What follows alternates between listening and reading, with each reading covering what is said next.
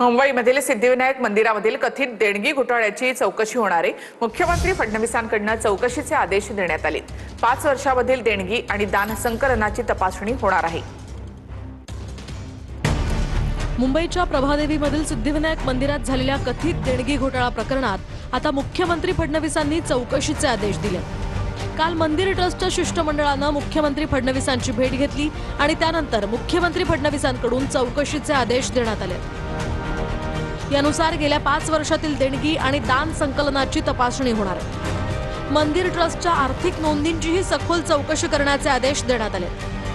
त्यानुसार आता 2023 ते 2026 दरम्यानच्या देणगी संकलनातील चढउतारांवरून चौकशी केली जाईल। अनियमितता, चोरी किंवा प्रशासकीय त्रुटी होत्या का याचाही शोध घेतला जाणार आहे। तर 5 वर्षातील देणग्या आणि मौल्यवान वस्तूंचं ऑडिट होणार आहे।